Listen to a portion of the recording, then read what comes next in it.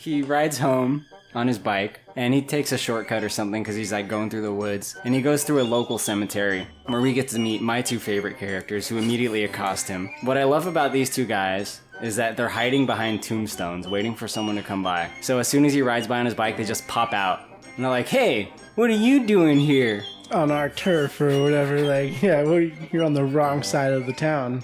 Do you remember their names? I don't, but I remember that one of them wants to be referred to as Ice. Yeah, it's Jay and Ice. And he's got it shaved into the back of his head in proper early 90s style. That shit was only acceptable Right. for like 5 months in the 90s. Right? It's from like July of 92 to like November of 93 is the only time in history you could do that. And they have no knives, they have no guns, they have no weapons, they have no tattoos, they have no like affiliation to anyone else. No, they're just not. They're like nobody. They're not even big. They're not like karate experts. They're just some jerks who stand around in the cemetery. Like, who are they? The two local scumbags. Yeah, They just want, they tell Max, you know what, we want cash, grass, or ass, baby. Which one's it gonna be? It's not the type that would huff Jenkum.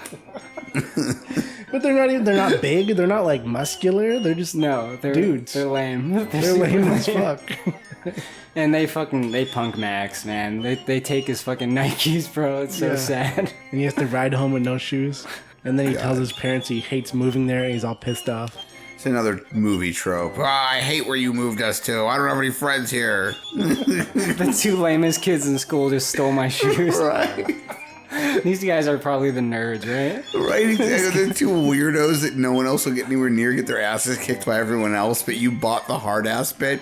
like, bro, they were in a cemetery making out behind a tombstone. Like, Huffing Jenkum. Huffing Jenkum.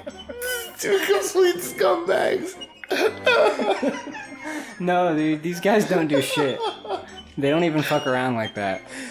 All they do is eat candy. Right. Yeah, that's the thing. They're stealing kids' candy. What kind of fucking shit is this?